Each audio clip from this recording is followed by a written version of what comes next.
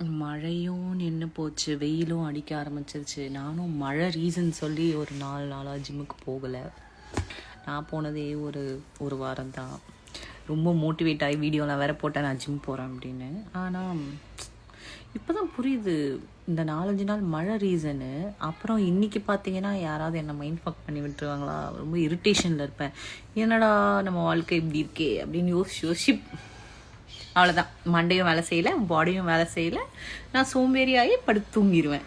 இதுதான் என் வாழ்க்கையில் நடக்குது. எத்தனை பேர் வாழ்க்கையில் இப்படி நடக்குது?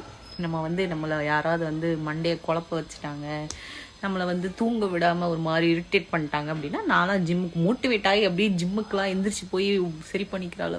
வயசாயிருச்சு, அதெல்லாம் முடிய மாட்டேங்குது. ஸோ நான் என்ன மாதிரியே நிறைய பேர் இருக்கீங்கன்னு நினைக்கிறேன். இதுதான் ரீசன் போல். ஆக்சுவலி கொஞ்ச நாள் நம்மளுக்கு இப்படி யாராவது மனசை உடச்சிட்டா கூட நம்மளுக்கு ஜிம்முக்கு போகிற மோட்டிவேஷன் வராது. நம்மளை பாட்டுக்கு நம்மளை கம்மன் விட்டுட்டாலே நம்ம ஜிம்முக்கு ஒழுங்காக போயிடுவோம். நம்ம வேலையை பார்ப்போம்.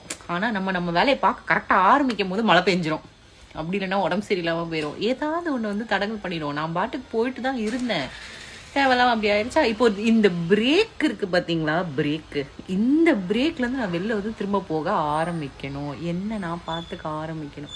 அதுக்கு என் மைண்ட் அண்ட் பாடி ஒத்துழைக்கணும். இன்றைக்கி ஒத்துழைக்கல. ஸோ ஒத்துழைக்கல அப்படின்றதுனால நான் விட்டேன். ஓகே, நாளைக்கு வைக்கலாம் அப்படின்னு. இந்த மாதிரி யாருக்காவது நடக்குதா?